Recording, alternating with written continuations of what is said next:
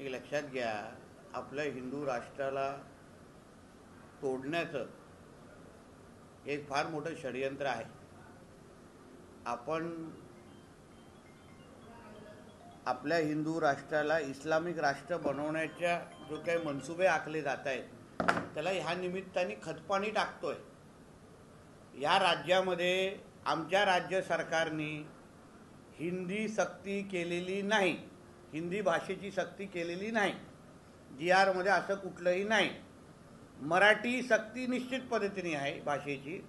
तुम्हाला अगर हिंदी नको असेल तर संस्कृत घ्या, कोणी तुम्हाला थांबवणार नाही. कोणी हिंदीत घ्या असं कोणीच सांगणार नाही.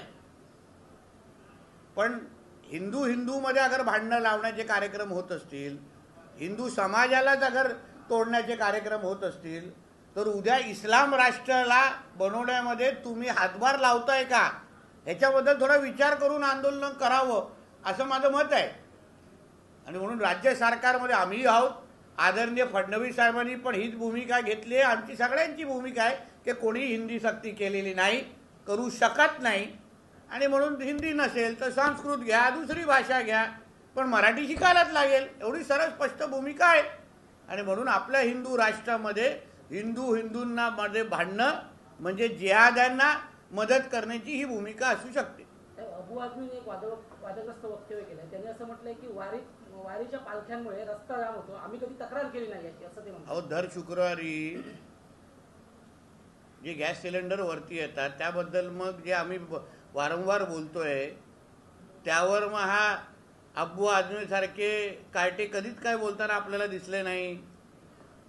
आमचे महाकुंभ आलं तर ह्या लोकांना आक्षेप घ्यायचा, आमची वारी सुरू झाली तर त्यांच्यावर आक्षेप काहीतरी घ्यायचा. आणि वारी त्या वर्षभरामध्ये सुरू होत चालू राहत नाही.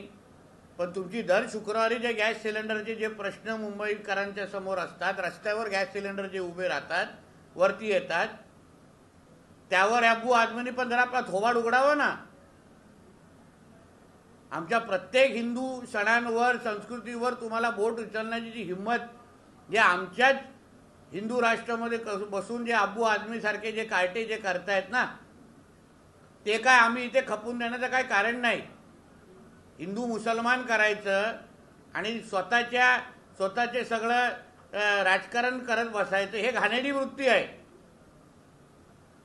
आणि म्हणून तुम्ही आमच्या हिंदू सणांवर, आमच्या हिंदू संस्कृतीवर बोलण्याच्या अगोदर मग आम्ही उद्या हज यात्रेबद्दल प्रश्नचिन्ह निर्माण केलं तर चालेल का?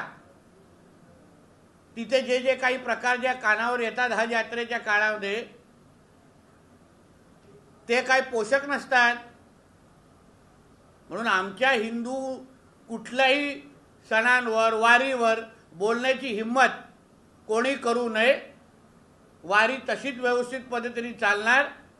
तुम्ही पहिले तुमचे दर शुक्रवारी रस्त्यावर जे काय गॅस सिलेंडर वरती येतात ते पहिले खालती करा आणि मग आमच्यावर बोलण्याची हिंमत करा. मालेगावचे काँग्रेसचे माजी आमदार यांनी औरंगजेबांच्या बाबतीत एक वादग्रस्त विधान केलं आहे.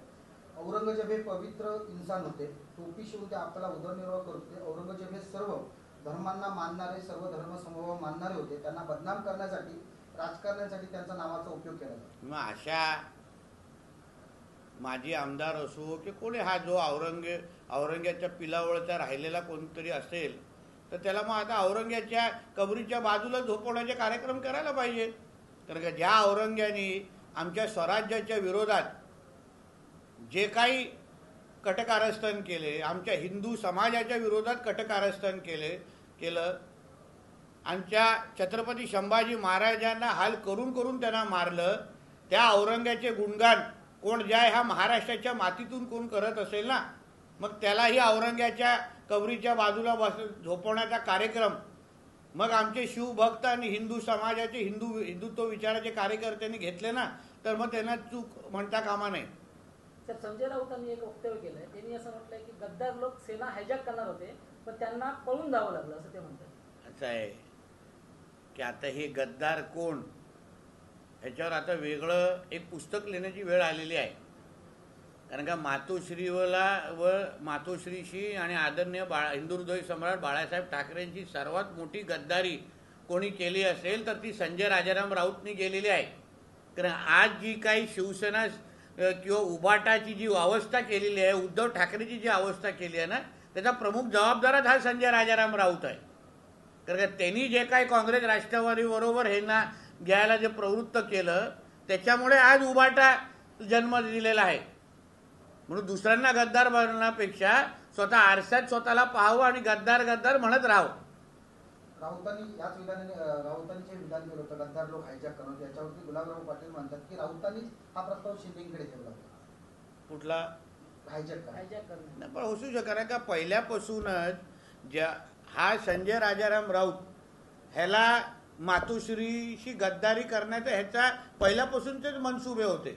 असंख्य आम्ही शिवसेनेच्या इतिहासाचे तुम्हाला उदाहरणं देऊ शकतो. सातत्याने बाळासाहेबांच्या विरोधात भूमिका घेणं, सातत्याने शिवसेनेच्या आतमधून राहून षडयंत्र करणं, हेच तर संजय राजाराम राऊत करत आलेला आहे. म्हणून गुलाबराव पाटील जे काय बोलले त्याच्यामध्ये चूक नाही. म्हणून राजसाहेब बाहेर निघाले, त्यांनी संजय राऊत त्यांच्या कार्यकर्त्यांनी संजय राऊतांची गाडी फोडलेली आहे. मग हाच शकुनी मामा आहे. आज आपला वाढदिवस आहे. कालपासून शेकडो कार्यकर्ते अभिष्ट चिंतन सोहळा सुरू आहे. काय कार्यकर्त्यांना संदेश द्याल आणि आपला संकल्प काय? असं आहे की आज कालपासूनच महाराष्ट्राच्या कानकोपऱ्यातून शुभेच्छा देण्यासाठी, सदिच्छा देण्यासाठी कार्यकर्ते आणि शुभचिंतक मला भेटत आहेत. त्यांच्यात प्रेम आणि आशीर्वादामुळे आज महाराष्ट्रामध्ये मला मंत्री म्हणून काम करण्याची संधी मिळालेली आहे. महाराष्ट्राची सेवा करण्याची संधी मिळालेली आहे. माझ्या कोकणातली सेवा करण्याची संधी मिळालेली आहे.